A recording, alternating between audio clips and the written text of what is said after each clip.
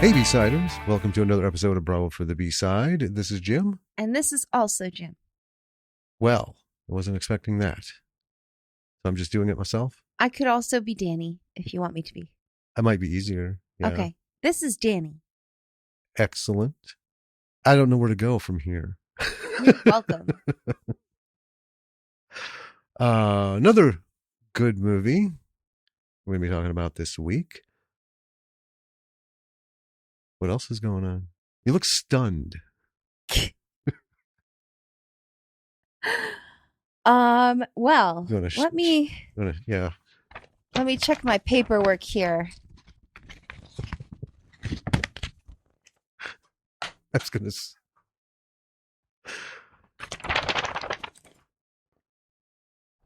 Hold on. Let me check the papers. Well, why are you crumpling it up? You just threw away all the news. Oh, my God. That is old news. Oh, okay. Here's the new news. Bring it. I saw a puppy today. Yes. Mm-hmm. Oliver. Yeah. A little tiny 2.8-pound Yorkie. He was so cute. He was. Husker was not a fan. No, he was not a fan. Not in the least. I mean, I'm trying to think of trades news, and there really isn't a whole lot. Well, I mean, there is. I just haven't bothered. Yeah. With it because it's hard to get excited about anything Hollywood these days, and news about like indie film and stuff isn't plentiful. Right. Or easy to come by. This is true. Well, we could talk about Last of Us season 2, episode 3. Oh man. Well, episode 2, because in between last time and this time we've seen both. Yeah. Yeah. So neither one of us had played the game far enough to know that Joel died. Well, yeah, we played the spoilers. We played the first game all the way through. We did not play the second game all the way through. Right. Well, barely. As discussed. Yeah, barely to the beginning. Because episode 2. Yeah. Chunk. I mean, right away, I read a thing where they were like, we don't want people to be waiting around for it, for a long, long time. I guess I will say this. Why is this thing not? Every time it's something with this nonsense. Okay. Well, the thing's not auto panning, so. Oh, now I hit my microphone. This is going swimmingly. I know. We should just pack it in and do a rerun. Yeah. I do want to address one thing that has been a lot on social media and in articles. Articles mostly by people who aren't real writers. And I say that because I take issue with everybody in a fucking keyboard thinks they're a fucking journalist. And we've talked about it, people doing reviews and stuff and this and that. And they got channels. I don't know how the fuck or why anyone watches their idiot bullshit, but they just have no skill. Right. Right. And all of these morons are blasting Bella Ramsey. For what? For not being able to carry the series. Yeah. They're like, this is the first episode 3, the first episode without Joel. And, it's been, she's proven she can't carry the series. Okay, let's go back a minute. Let's go back to episode 1. Not a lot of Joel. No. Mostly, Ellie, Bella. Episode 2, mostly Bella. A little bit of Joel in the front. And then Joel has to show up to get killed. Right? Yeah. I don't know. And I love Pedro Pascal. I'm going to miss his presence just because I just like seeing him on screen. It'd be like watching The Mandalorian and then Grogu taking over. And even though you don't see it's, Pedro under the helmet, you know what I mean? It's that kind of thing. I love Pedro Pascal. I would happily accept the honor of being president of the Pedro Pascal fan club. Sure, I'd support you. Yeah. Yeah. Yeah. But anyway, I just get really angry at these people. It's one episode. In the episode, she's recovering, Grieving. right? And there's other things going on. There's more set up. In the next 2 episodes will probably be even more set up. And then for the rest of the series or the rest of the season, everything will unfold and fall into place. That's kind of the basic fucking formula, Yeah. right? For something like, let's take these off. I think it's very unfair. This is a young woman who at a very young age held the fucking screen with powerhouse actors. And I mean like more than a dozen of them. She stole the fucking scenes in Game of Thrones. Oh, yeah. It wasn't comical. It wasn't whimsical. It wasn't farcical. When she stood up as the fucking leader of the Mormonts and spoke, it was real. You know, this little kid in real life on the show is basically taking every adult in the room over her knee and just whooping their ass verbally. Well, and here's the thing about Last of Us. Even the first one, it's always been Ellie's story. Yes. And when you're the cure, yeah, you're the protagonist by default. Yeah. Well, and the thing too is she carried very well. I mean, you know, Pedro could do all kinds of good work,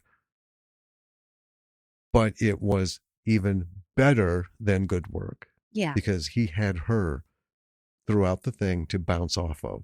And I love their friendship. I see clips of them all the time. Yes. Oh, yeah. There's a whole article on how he acts very differently with her than he does like everyone else. Mm-hmm. Yeah. But anyway, I just, you know, anyone who's listening and you, one of these people who wrote these dumbass articles, reconsider, you know, learn a little something about, it doesn't have to be like an action presence. She doesn't need to be like taking over the fucking town. She doesn't need to be, you know, the Queen Mormont, right? Yeah. You know, she's Ellie, who is going through some shit, right? Yeah. And this particular episode wasn't, it's a lull. They had some big things happen. Mm-hmm. Town was attacked. We lost Joel. She's got to deal with Joel. Got to deal with her guilt about her and Joel's relationship towards the end. And just lots of stuff, you know. It's a slow bit.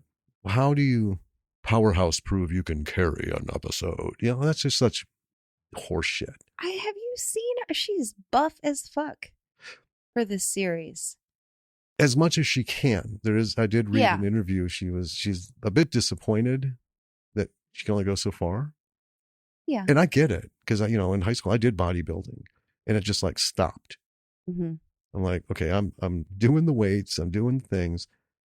Things have stopped happening. And some people just can't get to that point. Which means neither here nor there. But I don't know. She is a brilliant actor. Yeah. And has depth in her performance, which is what makes this character enjoyable and real, you know, on the screen. But anyway, so that's all that I have on shit that's going on in the marketplace. Not even 1 week. So this coming Saturday, we will be doing our recording with the Pondo Boys on their podcast. Yeah. Not sure when that will be released. No. But we'll find out when it happens. And we'll let you know. Yeah. We'll get all that. Almost into May. Mm-hmm. And Primal Rage. Coming up soon. Yeah. I know. They David put out some like retro looking posters for it. Yes. That the art team did. Oh, I know. And we have been talking about getting him on. And David, if you're listening, we really want to get you on the show again. But we have been beset upon by all manner of fuckery. Yeah. That's taking up time. It's like it's taking up, like physical and emotional space. Yes. In our lives. Good call. Yeah. um, it, it is what it is. And I was hoping we'd get him on, recorded, and out before the official release. It'll be after at some point. Yeah. Plus, I'm still having some tech issues with some shit, and that sort of kind of chaps my ass a little bit. Yeah. I was working on it again tonight, and I'm like halfway there. I can get the output, I just can't get the input, which is, the whole thing. I mean, yeah, it's kind of like my arch that I built. Oh yeah, the garden arch. So some of you may or may not remember that my goal this year with my little garden is to make a green bean arch, a la Joe Pera, and I built the arch, and it is stupendously ugly. We just need to get different material, and it will be fine, and the right size material. Yeah. We have to measure the whole thing up, over, and down to get it right. But I mean, sometimes that happens. It looks very DIY because it is very DIY. We will have an arch of beans. It will happen. I hope so. It will. It will. How about you tell us about the movie we're going to be talking about here on this talking show? I'd be delighted to. Do you need to rustle your papers? Yeah, let me rustle my papers a little bit, get this all set. Get your notes. This is going to be horrendous to edit. Okay, I need to get them in order. Are you ready? I would not even know what I could possibly be seeing if I were watching a newscast and they were making those sounds with paper doing what you were doing. Oh man, I'm sorry. Are we ready? I've been waiting. I've got my papers right in front of me. Can you hear them? The movie is Come As You Are. It's made in 2019. Stop. Put those down. No. Okay, I'm banning papers from now on. Oh my God. Yeah, now you have a paper. I threw it away. All right. How about oh my God. We're just burning up time. It was directed by Richard Wong. Written by Pierre Leclerc, Eric Linthorst.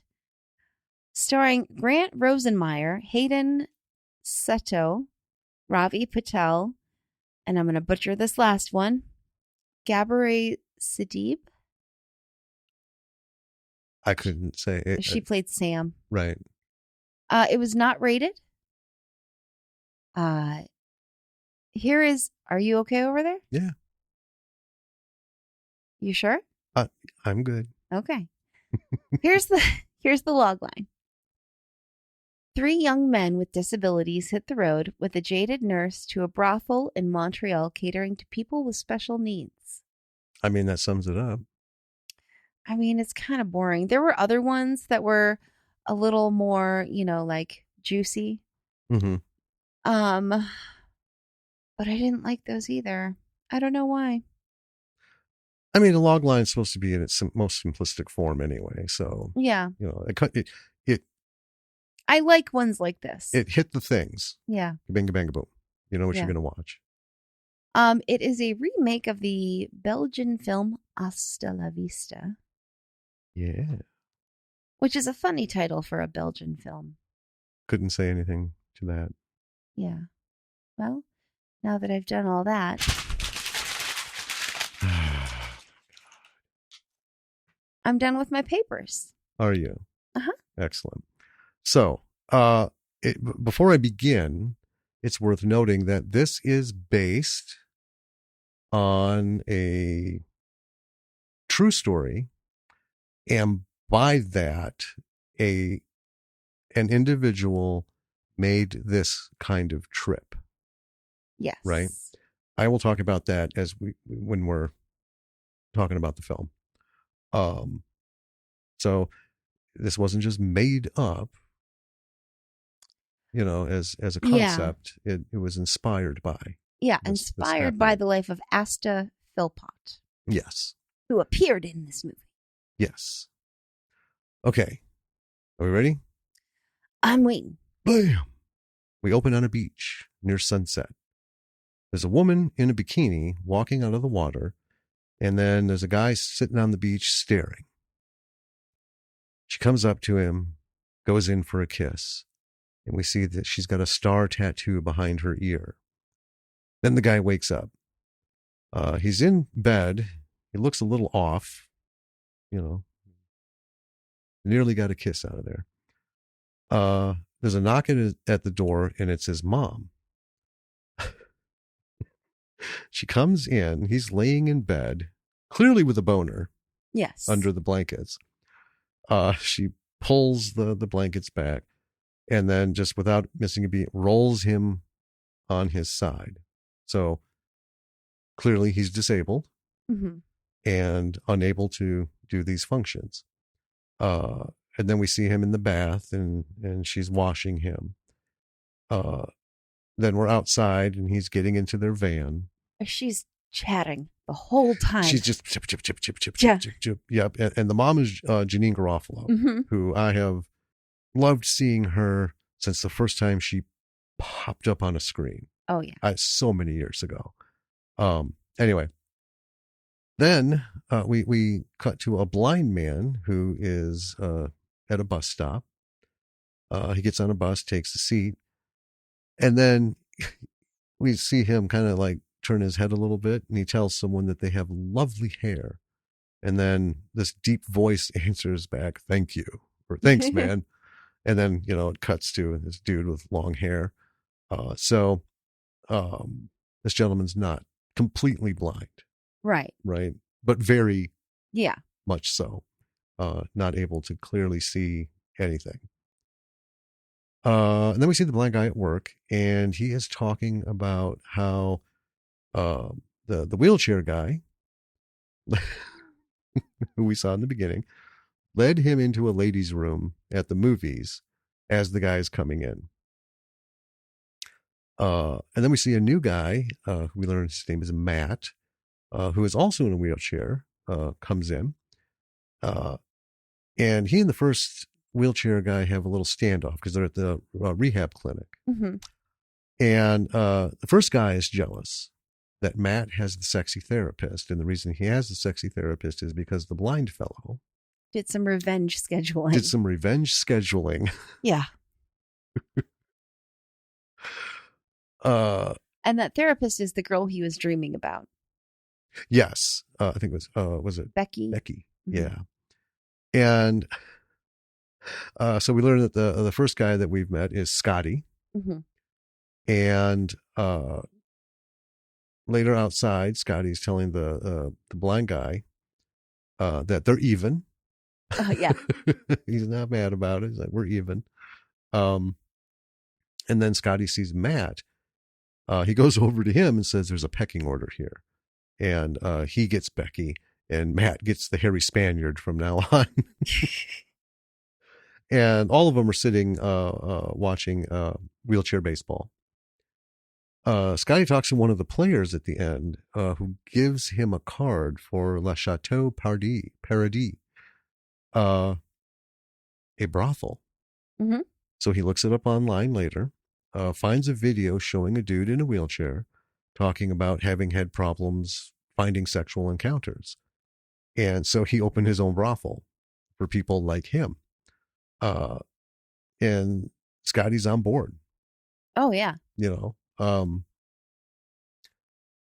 he's like, come as you are. That's the tagline. Yeah, that's the tagline. So we have another day. Scotty is coming out of therapy with Becky. So, good for him. He sees Matt, invites him to have a drink.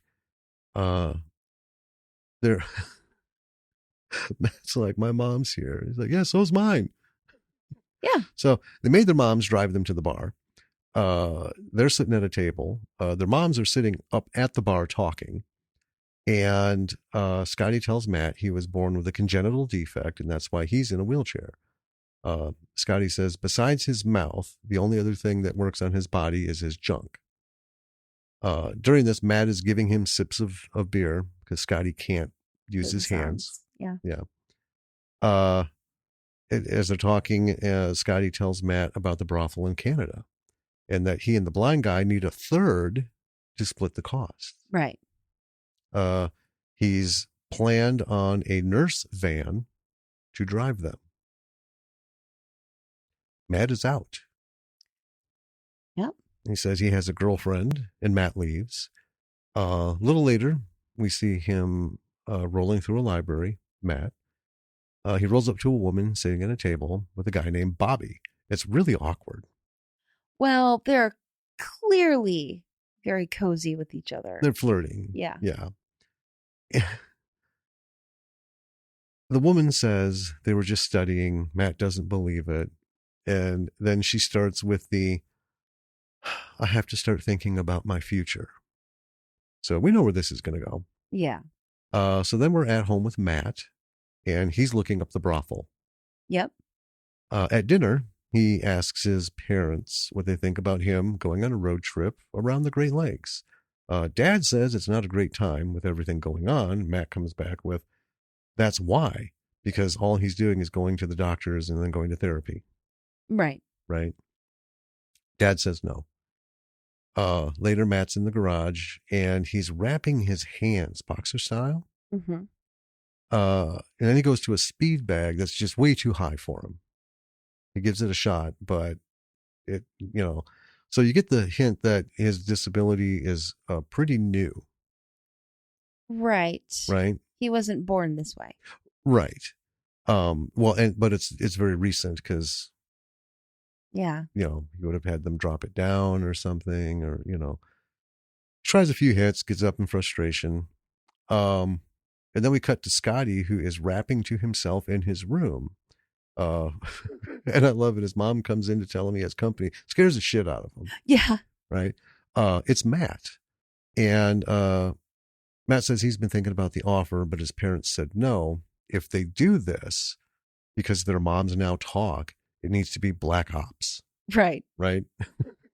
But it has to be soon. Finds out Scotty hasn't even asked Mo, who is the blind guy, right, to go along. Scotty says he can convince him. Then we cut to Mo saying no. He and Scotty are arguing about paying hookers versus making donations, legalities and stuff. Mo is pretty tightly wound. Yeah. Yeah, and that's fine. That's fine. Scotty leaves, swearing and insulting him. Yeah, Scotty's pretty hot. He's always hot, man. He is quick with the shit. I love it. Then Matt starts to talk to Mo. Says he's proposing a trip away from town, away from the clinics, away from the parents. He just needs to get out. Mo says he could use a field trip. Mo tells Matt to promise he won't do anything illegal. Right. Right. And then we cut to Matt's room. It's full of medals and trophies. Didn't get a clear, mostly the medals. There was a quick shot where you could see like a trophy. Not super sure what they said on the medals, because it's just in the background enough to identify, but no fine detail. His little sister comes in. She says she doesn't want to fight with him anymore. They were kind of arguing at the dinner earlier. Yeah, I guess, so then Matt tells her his secret on what he's planning on doing. And this is awesome. So then we see her, and what do you think? 11? Yeah. 12? I think maybe? 11 or 12. Certainly not, 13. Not there yet. So she's out with his list of items that has like deodorant and stuff on it, and at the bottom of it is condoms. I just love that. He did that. So Mo and Scotty are sorting out clothes, and it's just there's so much. This is another one. Like Biosphere, there's so much going on, like Yes. conversation wise Yeah. and the interaction wise. Again, it would take way too much to do it all. But what my favorite part of that is, Mo holds up a shirt, and Scotty says, "It looks like I'm going to Jamaica." I know. Mo, I can't read your shirts. Fair. So then we cut to mom. Scotty's mom is feeding him, and they're watching The Bachelor, and she keeps dropping the food Yeah. from his mouth onto him because she's not paying attention. She's watching The Bachelor. She's going on about what's going on there. Scotty heads off to his room, angry. Mom comes up and says, from outside the door, "You can't sleep in your chair." Then he uses Siri to set an alarm for 5 a.m. Using voice activation, turns off his lights and sleeps in his chair. Yeah. 5 a.m. and his alarm goes off. And it begins. So, yeah, he tries to stop the alarm because it's very loud. He doesn't want his mom to wake up. This is a secret trip. And his phone falls on the floor when he can't get it back up off the floor because he can't reach it. It is in a little like bag, his phone. Yeah. So we cut to Matt, whose little sister packed for him a hot pink little suitcase with like flowers on it. Yes. And Matt's like, "Really?" She's like, "Yeah, so you think of me." And then we see Mo and Matt at the van pickup, and they realize that the driver that Scotty hired, Sam, is a woman. And Mo is very distraught about this. He's like, "I can't do this trip with a woman driving." He's very, very concerned about the whole situation. Yes. On top of that, Scotty isn't there.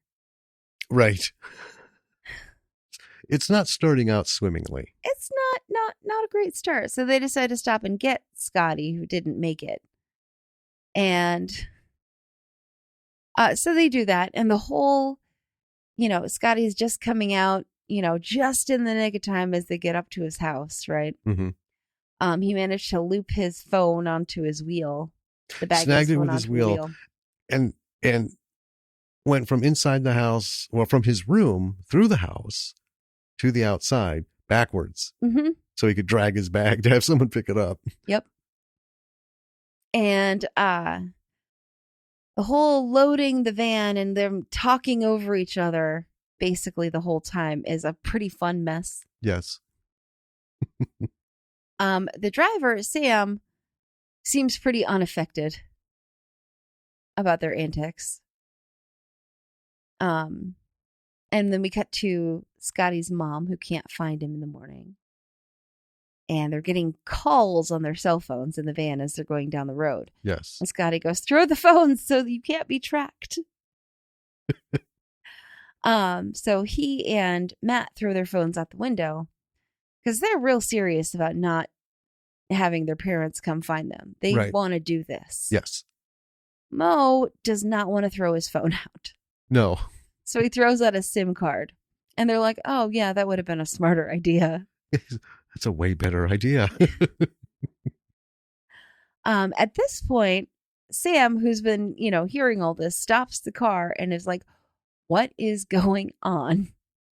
She's not into the secrecy. She wants them to be honest with each other. And Mo talks to her. He's the one who's able to kind of settle her down because she gets a little hot. Yeah. Thanks to Scotty. Right. Because, Scotty's not super helpful in that arena. And Mo kind of explains they've never been on a trip without their parents. And she reluctantly continues on. Because she did turn around. Yeah. Well, and Mo also offered to make up for the stress of the departure that morning. They could give her a little extra money. Right. Yeah. So then we see Scotty's mom calling Matt's parents, and she says she knows where they're staying. So back in the van, they stop for gas. Scotty tells Mo, who's going inside to grab him a nudie mag. Very specific instructions. Yeah. Top rack, wrapped in plastic. Grab anything. Right. And Mo, it's a very cute scene, him grabbing one of them. What he ends up coming out with is a bridal magazine. And Scotty's like, "You idiot," blah, blah, blah, you know. But then he's like, "Actually, no, this is fine." Never mind. I'll make it work. So they stop at a little motel for the night. The boys get dinner in a little diner. Scotty gives a toast to their boners loudly in the restaurant. Yep. And then they're back in the hotel room, and Sam is working on beginning to like dress Scotty for bed, because she is their driver and also a CNA or Yes. nurse. She's a nurse. Yes, she's a nurse. But she says that she's dizzy, and then very shortly after that, she just passes out on the floor. Mm-hmm. And all the boys are just wigging out. They call an ambulance. They find out that she is diabetic and had a hypoglycemic event. So she's going to be in the hospital overnight. Mm-hmm. So they'll have to make do without her for the evening. But they realize after she left that she had the room keys. So Matt goes to the receptionist to get room keys. And while he's doing that, Scotty's saying he's going to order some porn. Yeah. The unlimited bundle or something. Mo tells him he's going to take the remote and beat his dick with it. Back out at reception with Matt, the receptionist tells him that they, would have gotten a confirmation email that morning. Yes. And Matt's like, initially he's just like, yeah, okay, whatever. And then he's like, wait. So that means their parents are on the way. Mm-hmm. So yeah, Matt gets back to the room and they figure this whole thing out that, Scotty's mom surely saw this email that came in and yeah, blah, blah, blah. So they need to leave the motel before their parents get there and take them back home.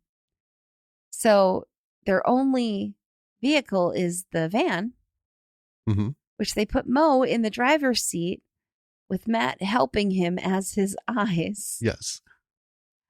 And it takes them a while to figure this out. And while they're figuring it out, the parents have arrived. Yes. It's a disaster. So the parents haven't seen them. No. The parents go straight to reception. They're waiting to talk to that receptionist. And we see in the background the van slowly wobbling off in the distance. Mm-hmm. Well, I love how they went to go see the clerk or the receptionist, Mm-hmm. right? And they're waiting as this dude is on the phone with someone having this weird ass conversation about haunted bed making sex sounds. Yeah. It's like, when can you get down here? Because they're saying they're not even having sex, but it sounds like it. Anyway, I just thought that was an awesome stall. Yeah. So the parents go into the room. The receptionist shows them in there because, they've explained the situation and whatever. Mm-hmm. And the guy's already familiar with that room because they, had the ambulance come and everything. So the parents find the empty room with the porn playing loudly. Yes. Oh, they must have ordered the unlimited package. And they pretty quickly realize like all the clothes are gone, the luggage are gone, the boys have left, probably anticipating them getting there. So the boys driving end up in the ditch on the highway. They get pretty far. Mm-hmm. And it goes well for a little bit. Ish. I mean, he blows through an intersection. Everything's okay. But when they get out on the highway, Matt is like, just kind of hold it steady. But as we all know, even with the best of cars, that doesn't always work. Right. You drift. Well, it was a little bit more than a little drift. Well, yeah. And, I mean, you can't drive as a blind person. You have to make all these micro adjustments as you drive. So they went off into the median, mm-hmm. and that was it for that. Yeah. Yeah. Yeah, because Mo's like, I am not doing this anymore. So they get out there walking and rolling on the highway when a police officer stops and asks them, what happened. It's kind of a fun exchange. That's what I wrote exactly. It's a funny exchange. I don't want to ruin it. Yeah. So suffice it to say, they meet back up with Sam the next morning, and she has a lot of questions. Yes. Understandably. So she demands from them the truth before going anywhere at all. So Mo goes to talk to her. He very awkwardly explains what it is they're doing. And Sam, she responds, "Oh, you're going to get laid. Thank God. I thought you guys had a suicide pact or something." Or that you were drug mules. Right. And she's like, "Yeah, that's fine. I'm not your mom. I'm not your girlfriend. I don't care. I just need to know what's going on." But she does tell them that if they want her in the room, that's going to be extra. Yes.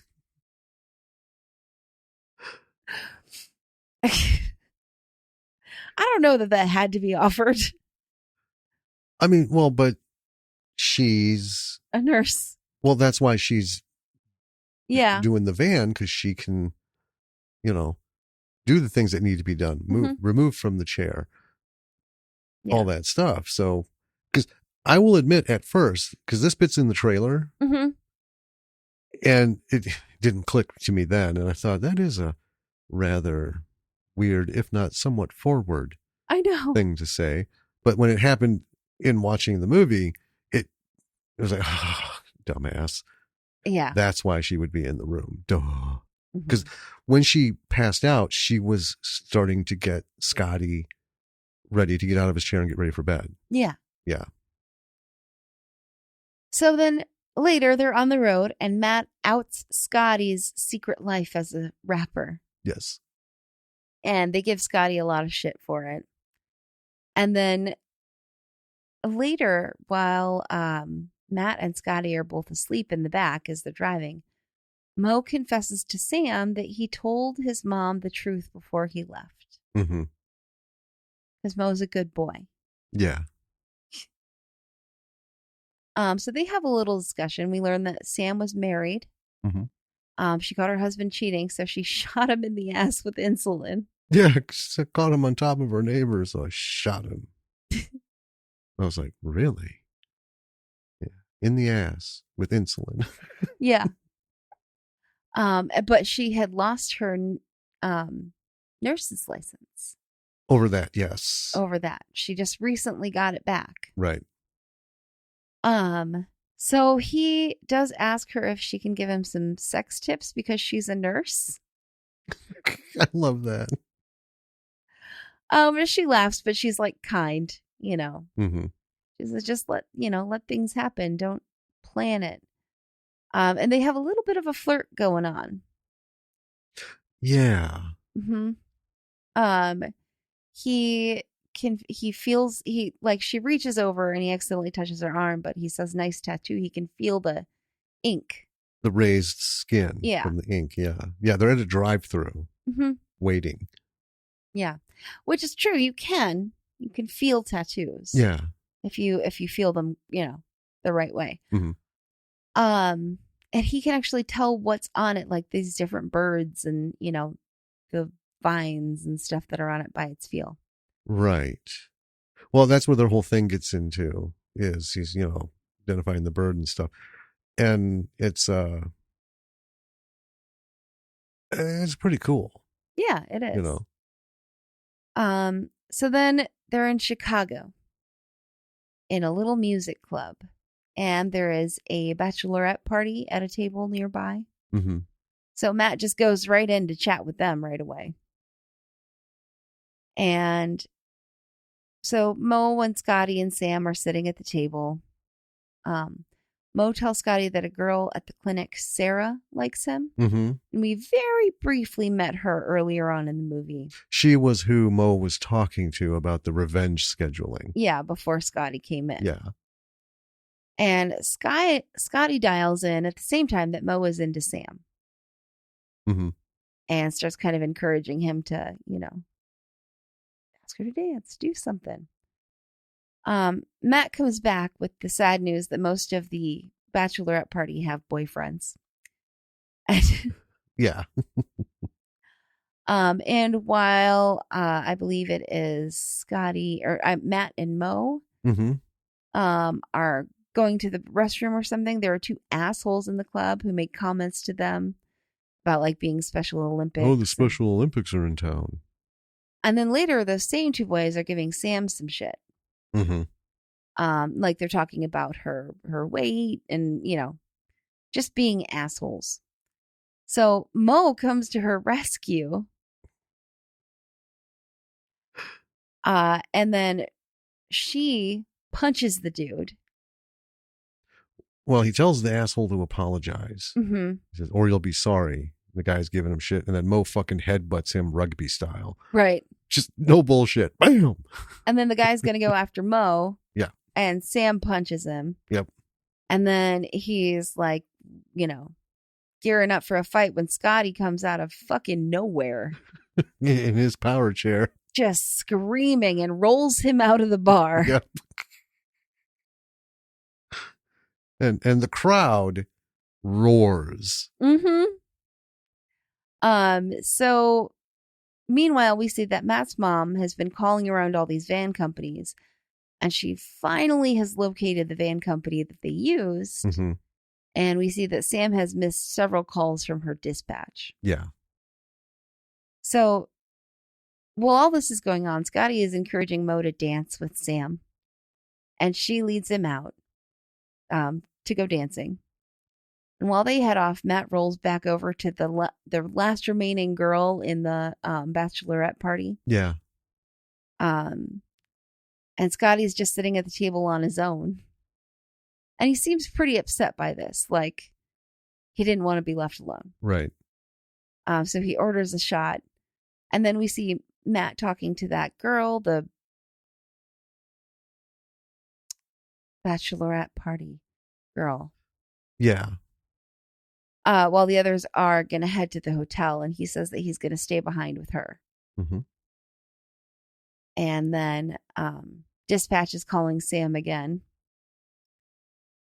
And then we see Matt getting pretty cozy with this bridal party girl when a train passes by, and it seems like the vibrations of the train kind of hurt him in some way. I wasn't sure if that was the case or it was just coincidence. Right. Because she was really into him. Yeah, she was about to kiss him. Yeah, she was going in for the kiss, and then he just grabs his side like somebody stabbed him. Yeah. And it's a little troubling. And earlier, I believe, when they were at a gas station, Sam eyed Matt in the back taking some pills. Yes. So then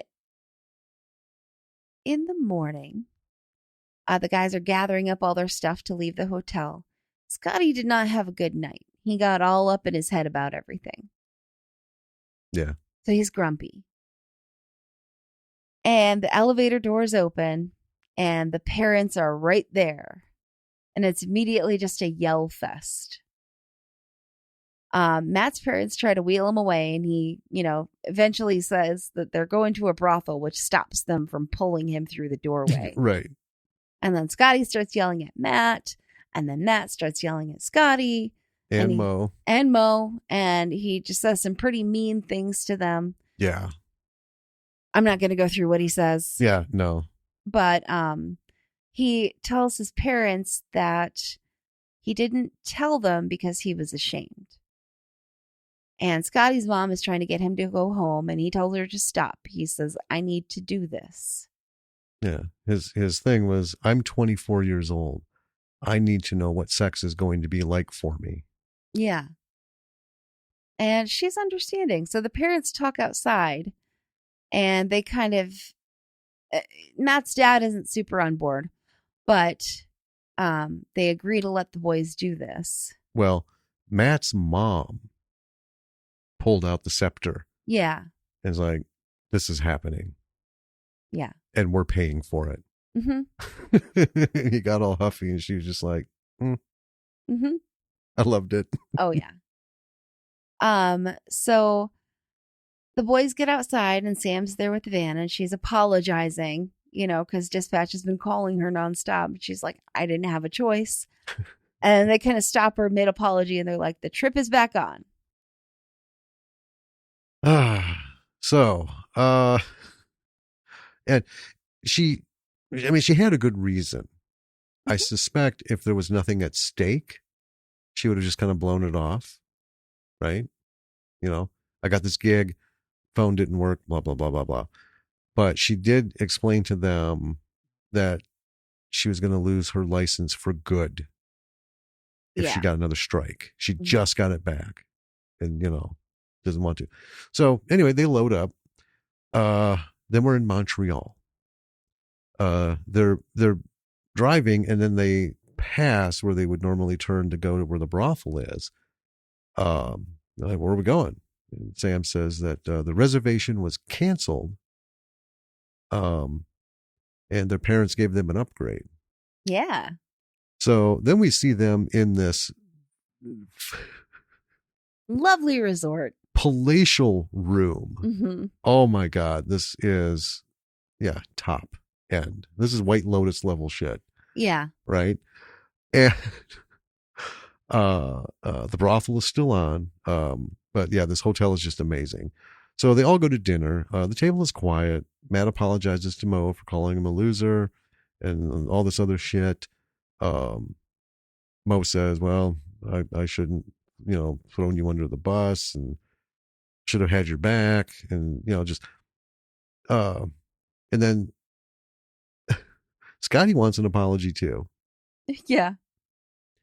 And, in the instant that it comes up, it's like, oh, Scotty, man, you're too angry and too young. Yeah. Right. But he was actually, I think, legit in this. Because he wants an apology because he was literally left alone at the table when they were in Chicago. Mo was up dancing with Sam. Matt went away. He has no way to take a drink of beer. I mean, the only thing he can do is, control just with the joystick. And I mean, that is kind of shitty because, Matt was clearly with the woman until they were ready to go. Who knows how long Sam and Mo were dancing. Yeah. I think that deserved an apology. Literally abandon him in front of him and right next to him. So, and because he was called an asshole in front of his mother during the big shouting match thing. So Matt leaves.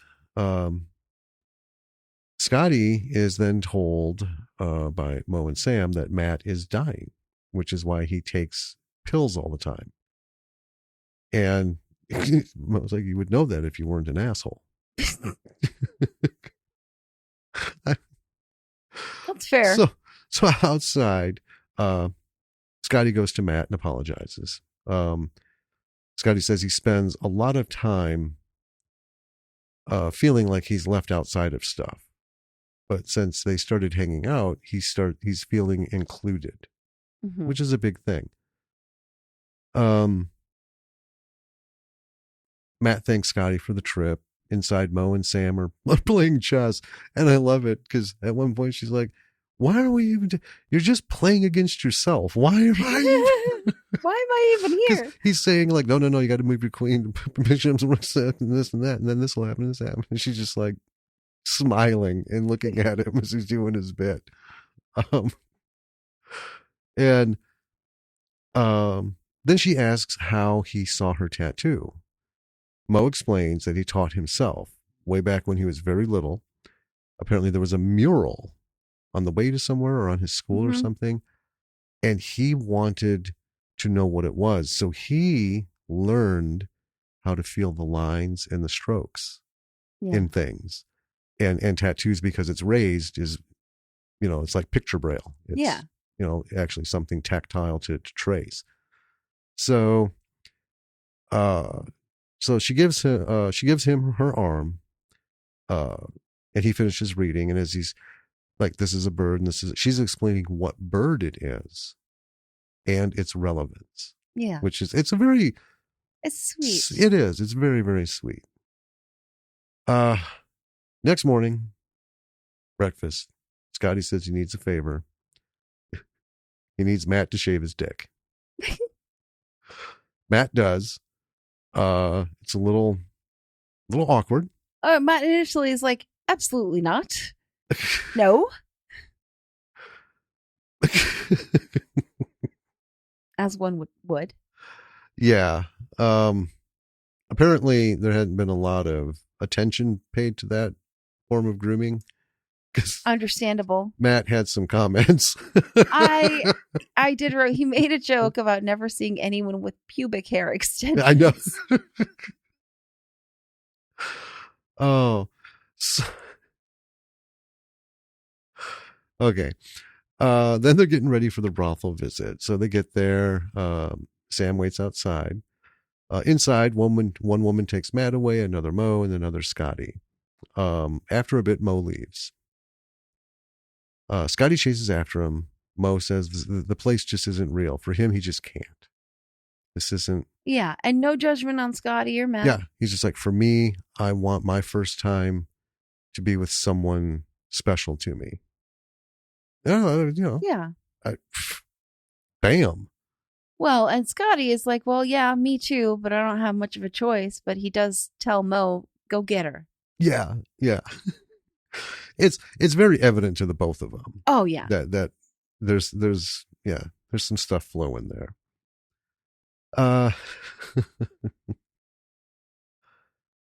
So Scotty sees Matt and his escort head to a room. Then he and his escort head out. Outside, this is funny.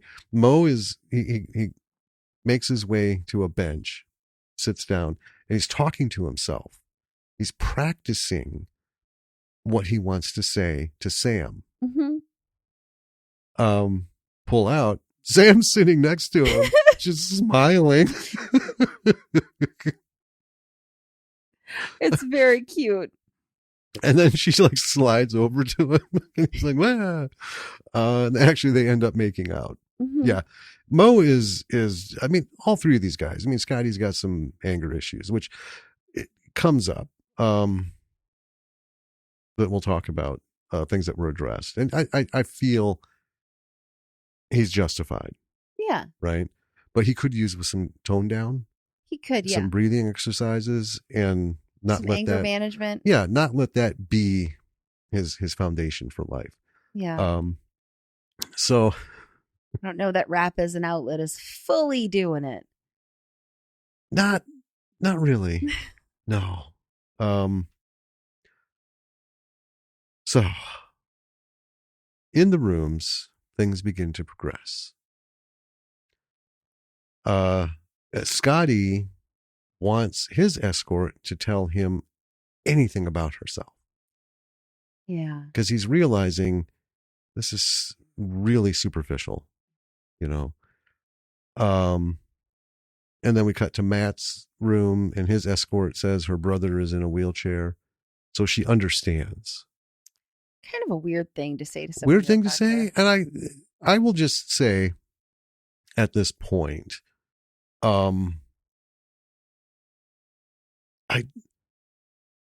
I would have thought that if it was a brothel meant for people with disabilities, mm-hmm.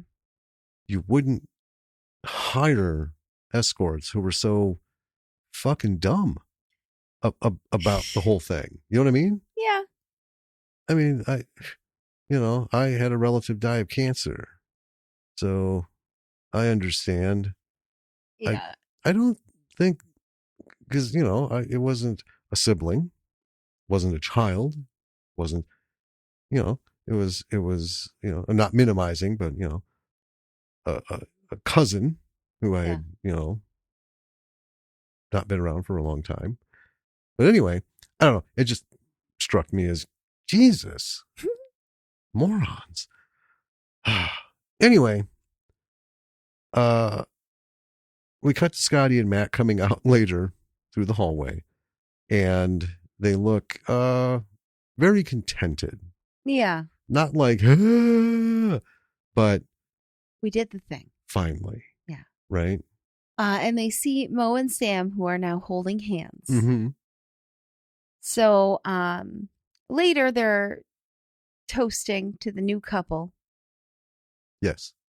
And they're in their luxurious hotel room, suite, as it were, villa. And Sam says, forget any disabilities or things that might hold you back. What would you want to do with your lives? And Matt says before his surgery, he was a boxer. And he was doing good. Really wanted to turn pro, yeah. Yeah. But as long as he gets to retire by the beach, he's good.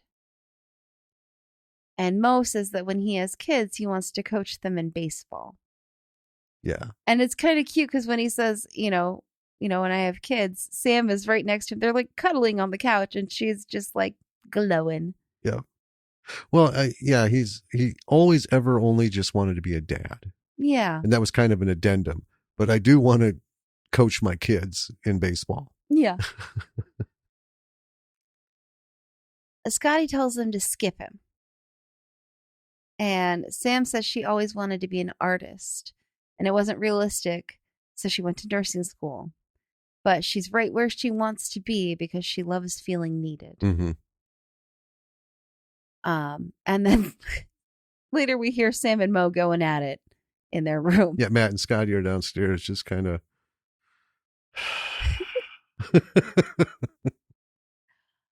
So Matt asks Scotty if he feels different. And they both agree that they don't. They thought it was going to be more of a big shift for them. Right. And Scotty says that it made him feel empty. It made him want more. Yeah, he thought there would be more, that it wouldn't just end so abruptly. And I get it. Yeah. And Matt makes Scotty promise to find a stage, grab a mic, and wreck it. Yeah. And Scotty says no. And Matt says, this is great. He's like, it's not like they're going to boo you. You're in a chair. Yeah. Playing it hard. So Scotty says as long as Matt's on stage with him, and Matt says deal. Mm-hmm. So then we see Scotty sitting alone in the villa. It seems like he maybe slept in his chair again. Yeah, just fell asleep there. Yeah. And he calls out for Matt, and Matt's not in the villa. So Scotty goes outside, and they're on the beach. And he sees Matt sitting on the beach. Mm-hmm. And Matt is not responding to Scotty calling out to him. Right. And Scotty starts panicking. He gets his wheel stuck in the stand. He's screaming for Matt. And then we're at Matt's funeral. Mm-hmm. His sister is talking about how much she misses him. There's a couple words, and then the officiant. Yeah. Asks if anyone else has anything they'd like to say. And Scotty, Mo, and Sam go up to say some words for Matt. Sam gives a CD to the officiant to put in. And Scotty says that he's doing this because he made a promise to Matt, and then the music starts. He didn't want him to come back and haunt his ass. Yeah. And he had to do it with Matt up there with him. Yep.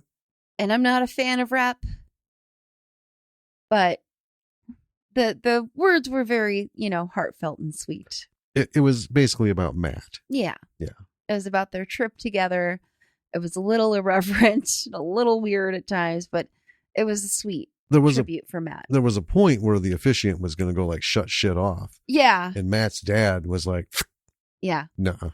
Mm-mm. He ends the rap telling Mo to drop the mic because it's gangster. Because Mo's holding the mic up to him. Drop it. No, to the little bit to the just drop it. Just let it go. Let Oh, Mo. Yeah. So then we see Scotty in the therapy center, and Sarah's there. She's telling him she's sorry to hear about Matt. And Mo is behind her as Scotty and Sarah are talking. And Mo's like, come on, keep signaling, going. Push it, come on. Yeah. And Scotty invites her to a rap show, and she says that she has a thing that day. And Scotty seems kind of, bummed. Yeah. And she's like, but what about Saturday? We could have dinner, like a date. Boom. Yet. There are a number of things I want to talk about with this movie. Well, let's get into it. So the first thing I want to talk about is the writing. Oh, yeah. Like we said, with Biosphere, there's so much, because it's just fucking talking, that we couldn't hit it all. Right. But it was so good, so natural. And that's how this is. The dialogue is so well done. Yes. There are movies that we've seen where that kind of interpersonal, really like tight dialogue misses. And I mean, I can't think of anything off the top of my head that like ruined it, but it was very obvious that the lines were acted, because it was like, the writer put it in, the director agreed, it's got to be there. Mm-hmm. And it just didn't, it's like it was put there because you're paying some people to say words. And you have them say the words. I mean, the trouble is especially in indie film, a lot of writers will use dialogue as exposition. Yes. Because there is a certain, lack of experience in indie film as far as like how to write something, and how to write dialogue that feels natural. Well, the number one thing about script writing, period, is show, don't tell. Yeah. Right. But that, like every other golden fucking rule, about how to write this, other than, and I'm going to say, don't skip over this, the 3 tenets of storytelling, right? Stories have a structure. Mm-hmm. They're not always obvious. If they're done well, they're clearly not obvious. Right. Right. There are so many movies I've watched where I don't know when we've transitioned from act 1, act 2, act 3, right? Mm-hmm. But then there are ones that are like, oh, this must be act 2. Yeah. Okay, we're jumping into act 2 now. Yeah. And so on. The conversation between these guys is very real. It feels very sincere. But more than anything, the writing deserves credit because it does touch on some very real things. Like Scotty has a meltdown talking about, it's like that you can't even like go take a shit on your own. You can't wipe your own ass. It's like to not be able to do, basically he can't fucking do anything. Yeah. He needs help doing everything. Yeah. He's got one of those wands, mm-hmm. right? That he uses to, hunt and peck on the keyboard. Right. That he holds in his mouth. Yeah. And then he's got just enough to, with the hand to move the joystick. Right. And just a couple inches. That's it. His whole thing about that wasn't preachy. It was perfect for the setting. The writing set this whole thing up where it was 100% natural, where we led to it. And, just all of it was, like I said, just very sincere. It was. And I also think, to their credit, while they didn't use disabled actors for the roles, they did do a good job of showing, like, I mean, I guess I don't speak from experience, but I think they did a pretty good job of showing, some of the real difficulties that come with, those conditions. Mm-hmm. There's so much. There is. Swimming around, I'll just say that for the writing, it was top notch and gave these guys so much to work with. Mm-hmm. And it came from a place, know your source, right? I guess that's it. We've always talked about write what you know about. And if there's something you want to write about and you're not familiar with it, do what we do what everybody does. Do the fucking research. Yeah. Right? Spend months, not days. Right? Dig into it, understand the nuances of what it is. Then write about it, because then you're qualified. You're writing about what you know. Yeah. Right? So that's either knowledge or experience or whatever. I guess that would be my big thing on the writing. What do you got? Okay. So to kind of cap that off, there were several scenes in the film where everyone's talking over each other, and it's very much they do this a lot in Sunny. We've been watching a lot of It's Always Sunny in Philadelphia. Yeah, Lily is hard on it. Yeah. So she's been kind of catching up to where we left off. Yeah. With it. But they have a lot of scenes where they talk over each other. Mm-hmm. Right? And that is so hard to do. It is mechanically, Mm-hmm. right? So software, Final Draft, which I recommend. No, we don't get any money. We don't get any sponsorship from any of the shit we ever talk about. But Final Draft does have dual dialogue Mm-hmm. for that simple purpose. But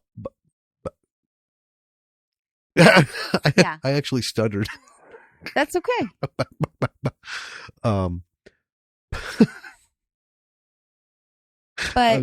I'm going to finish. Hold on. Okay. Don't take it away from me. Okay. I had a malfunction. Finish.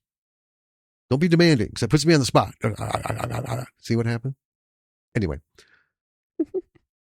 It's very difficult to do on paper, mechanically, right? Now, when you're directing that, you have all these people who have to say all this shit, but it has to be well-timed. Mm-hmm. It can't just be, okay, all of you start shouting your lines, go. Because here's the thing, in Sunny, you hear what every fucking one of them is saying. You do. Even if it's at the same time. And in here, it was the same thing. Yes. You heard all the aspects of the argument or whatever it was going on, but you got that exhilaration of, ooh, everybody's hot. Oh, yeah. So, I mean, that was really, really well done. And it speaks to the writing and the dialogue again. Yeah. Technically, I don't have anything to complain about in this movie. It was all done really well. The camera work and the sound were really good. Mm-hmm. Even not being a big fan of some of the music and the rap, like that's just a personal preference, but I don't think that it was inappropriate for the film. Right. Right. Well, I mean, that was his thing. And I get it, because at one point we do see Scott's mother watching one of his rap videos, and his rap is very angsty. Oh, yeah. It usually is. But it was dealing with things that he was talking about. Like I said, can't go take a shit on your own. You're bound to this fucking chair and stuff. And she was really emotional. Let's talk about characters then. Let's get into that. I'll start with Janine Garofalo, Scotty's mom. She's magnificent. How could she not be? I mean, she's Janine Garofalo. I mean, absolutely. And no matter what I see her in, I don't see her in the SNL days. My favorite movie with her in it is The Truth About Cats and Dogs. Oh, okay. I love that fucking movie. It is silly and simple, and with her and Uma Thurman, it is so tropish. Mm-hmm. I mean, and it's almost like we dare you to say it's not. But I always have fun watching it. One of those things. But anyway, her character is what I would expect most. And I don't want to be general, because I don't know everybody and everybody's situations and families and stuff. But having been around disabled people a lot, I know that folks who are wheelchair bound and can't do things for themselves, their parents, particularly their mothers, become very protective. Oh, yeah. Because it's, this is the way it's going to be. It's never going to get better. It's never going to be a pill. This is it. It's a congenital defect, right? You can't not be protective, Yeah. because everything about this child's life as they're growing up is on you. And just as parents with a non-disabled child, you all feel that. Yeah. Like up to a certain point, it's me or nothing for this kid. Pretty much. Yeah. But at some point they're gonna, toddle off and, deal with their own fuck ups and right. stuff. Scotty's never gonna get that chance. No. And yeah, the way she played that, and then seeing that video and that look on her face, like, I don't want to say that the character didn't know this about her son. But it's different when you're watching it. Yeah.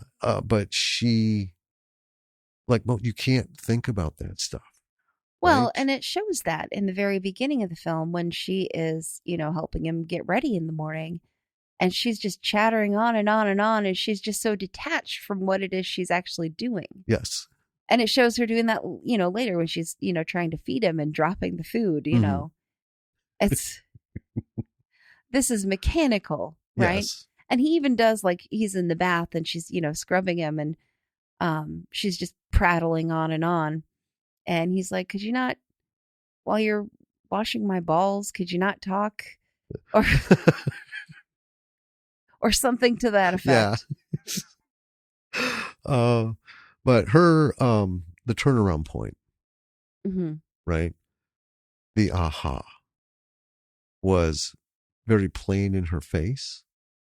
I mean, it's good acting. It is. It brought the reality of the moment, and it wasn't like a Disney moment where, oh, everything's better, and oh, I understand, and la da da da da, all that bullshit. Her understanding came with pain. Yeah. And I just thought that was really good. Now, in contrast, there's Matt's mom. Right. Right. Who, they really played hard on. So Matt is Asian. His family is Asian. Mm-hmm. And the whole thing about dad forbidding it and stuff, they were really playing on traditional patriarchal ruling the house. These are the rules. This is our custom, kind of thing. Which I don't think it was the intention, but to me it kind of signaled, not every situation allows for you to live like that. Yeah. Matt's in a very different situation. Matt's got all this stuff going on. You need to just back the fuck off. Yeah. And tradition now means dick because, and then we find out he's dying. Right. Especially, right? Who gives a good goddamn? But mom signaled into that. And I just loved her complete, she wasn't as emotional, but she wasn't given a fucking inch. And that was super clear. Oh, yeah. Because dad had been just like stormtrooping through this whole thing. And she just shut that shit down. That's right. I love that phrase. Our four main characters. Yeah. Yeah.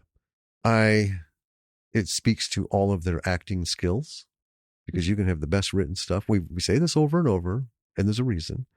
You can have the best actors and give them the worst shit, and there's only so much they can do with it. Yeah. Right? This was, 5-star meeting where their skills and the material they were given, they just enhanced it. They just brought it, mm-hmm. And that's what made everything seem natural. The comedy is fucking hilarious. It is. It's really good. And I mean, to be fair, this is a very ripe for the plucking subject matter for jokes. Yes. Right? Yes. But I like how I think maybe 15%, maybe 20% of the comedy had to do with the situation. Mm-hmm. The rest was just their interactions. Oh, yeah. And it before very long, it's like they've all been together for a very long time. It had that kind of, back and forth, oh, yeah. fast, not like waiting a minute and then, blah, blah, blah, blah, blah, Right. And some of the digs were just like yep, perfect. Yeah, it was just really, really well done. everything, yeah, all the other technical stuff. I mean, there wasn't like no lighting issues. It was a beautiful movie, It was. beautifully done technically. I think, and this is for any kind of creative portion of it, as an actor, as a director, as a writer, maybe even as a producer. I'm not going to say so much for like the stage folk, right, or the crew. Hmm. Um, this was, it wasn't that long ago where this kind of approach was like anathema, Yeah. right? You can't put handicapped people, disabled people out there and have them making fun of each other and make fun of them with situations they get into. That's just bad taste. And that's what they would say, but everyone was uncomfortable with it. Now, the driving scene did remind me of Hear No Evil, See No Evil. Sure. And I had told you about this. So we have Richard Pryor and Gene Wilder. Pryor is blind, Wilder's deaf, and there's this whole big, I'm not going to get into the whole movie, but there's a scene where they're on the lam and Pryor's behind the wheel and Gene Wilder's giving him directions. But here's the thing. Richard Pryor can't see what the fuck is going on. Gene Wilder's giving it to him, but then he can't hear any feedback or questions or, you know, it was a little funny because of the dialogue. Mm-hmm. And it was, super unlikely situation, but it was a comedy film. So they're going to have these blown out, everything is beyond belief. Oh yeah. Right. The fact that they're even in the situation. This, I did it so well. And I love that it was not uncomfortable. They didn't shy away. They didn't push towards. It was a nice even flow. Mm-hmm. And it's basically three guys. Yes, they have physical circumstances, and that's what's leading them to this journey. Right. And the reality is you don't live your life with that kind of thing and never talk about it or bitch about it or joke about it or even jump on somebody else's ass about it. Right. Know? So it's just really nice. Watching this reminded me of Give Me Liberty. Yes. It had that same sort of vibe to it. Yeah. It was very intimate. It was not held back. Mm-hmm. It wasn't slice of life because it's a road trip. But this has worked its way into that level of the palace. It is one of those, Space Trucker Bruce still holding the throne. Best buddy movie ever. Buddy movie. This is a road trip movie and we had so many things. It was, I don't want to say it was light because it really wasn't. It was just, but it felt light and it felt fun. Well, I want to say light in that it was fun. Mm-hmm. And I didn't feel like I was being pushed to appreciate or pushed to laugh. It wasn't like watching a sitcom with the fucking laugh track going wild. Yeah. Right? You ever watch a movie and you feel the whole time where it's like, this movie really wants to make sure that I have gratitude for the things in my life that I can do. Yeah. It wasn't like that. And I've always thought that's a disservice, right? Yeah. That's because we've talked about one of the things about Give Me Liberty was that they had actual disabled people in there. And it wasn't in a way that, hey, look, we appreciate that they're out there and look, we know. Or, hey, shouldn't you feel lucky about not having. What, to me, that is the worst kind of shit because that is so minimizing. It is. And dehumanizing to people with disabilities, saying, look at this poor fucker. Yeah. Don't you feel better now? I hate that shit. But this didn't come close to that. Give Me Liberty did not come close to that. So in a very short span, I've seen two movies that deal with people with disabilities as the main characters, mm-hmm. as the main premise of things going on. And just did it artfully, respectfully, and light. Yeah. I could enjoy them because I wasn't getting preached at. Which sort of signals a wonderful shift in the world of filmmaking and like addressing topics like these. Yes. That is really nice. It's a trend in the right direction. I hope it continues. I would love to see it actually flow into Hollywood Mm-hmm. and flow out into some major motion pictures. Mm-hmm. You know, this is why they're losing the battle. Yeah. I mean, I guess for like industry news, so many fucking plans on remakes. Another fucking Harry Potter thing. I can't even remember what I just saw. I hate this shit so much it blocks out after I rage about it a bit in my head. But they're doing more remakes and more recasts and restarting and rebooting. You know, Jesus, fuck me, Christ. I have like zero interest in seeing any Marvel films going forward, to be honest with you. I'm done with Marvel. I mean, if we're up late and we're just like, let's just do a chill and don't want to really like, you know, get into something. Like this is not a chill movie. Right. You're going to want to pay attention because there's a lot of little shit that goes on that is just fucking fantastic. You know, I'll put on a Marvel movie because I can just no brain that bitch. Yeah. I just, you know, it's like a toddler. I see colors moving on the screen and that's all I want to do for a bit. And, pretty much, yeah. You know, wind down my day and go to bed. But yeah, there isn't much in the way of anything that's really good. A lot of shit's come out. People are raging. We've seen a couple things and it's like, what in the ever loving fuck? It's Manchester by the Sea all over again. It is, yeah. So anyway, I'm glad this is happening, like you said. Yeah. You know, indie film. I'd like to see some B movies. I did actually read something recently in the trades that the Oscars team are requiring them to actually watch all of the shows nominated before they can cast a vote, which it's crazy to me that wasn't a requirement before. Here's the thing. But it is now. It is now. And I can tell you why a little bit. Because of the timing of this whole process. Mm-hmm. I was listening to Talking Pondo with Cliff and Marty. And they were talking about Badass and Tootsie. So check it out, folks. It'll already have been out by the time you get this. Mm-hmm. So go back and listen. But Marty was talking about, he thought the movie was 1983, but it was actually 1982. Reason because it was released December 24th, 1982, to qualify for the 1982 Oscars.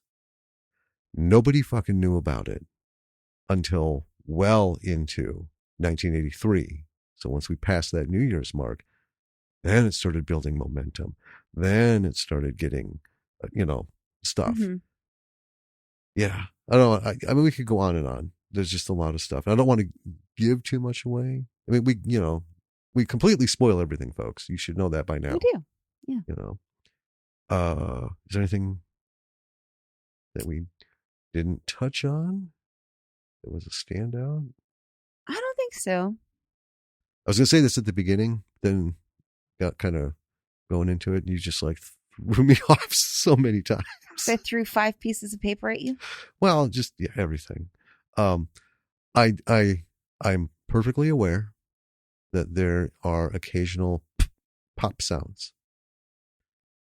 I'm working on it. I apologize. But here's the thing. We can't hear them. I'm listening for them these last couple episodes. We can't hear them in the recording as we're recording. So it's something that's not coming back through the audio output. It's just going into the input.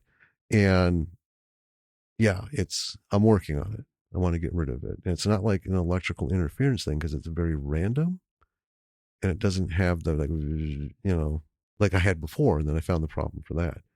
So it's being worked on. I'm not going to stop doing this because, until it's fixed, we'll just suffer through it.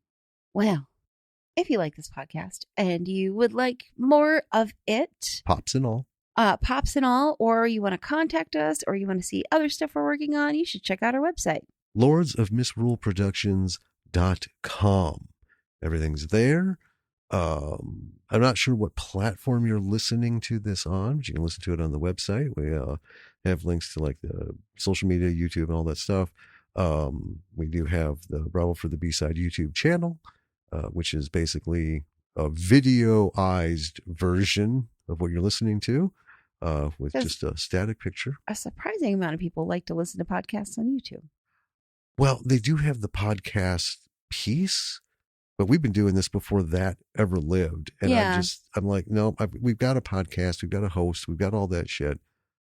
But people like watching the video, listening to it. Yeah. It's weird, but you know what? Sure. I'm here for you folks. Yeah. Keep doing it. Yeah, on any of the platforms, be helpful if you gave us, some ratings and some reviews. 5-star rating. I'm not going to complain. That would be awesome. Give some reviews. Please like. Please share. Please follow. Please follow. That would be fantastic. Patreon. You have one of those? Certainly could use your help. Go to our Bravo for the B-Side Patreon. Link is on the website. And become a B-sider, B-movie lover. That's right. $5 a month. Help keep this thing going.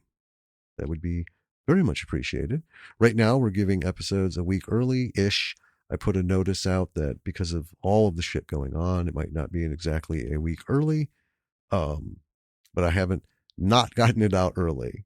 The latest one was 3 days early, because we barely were able to even get this portion of it done, the recording for the last episode.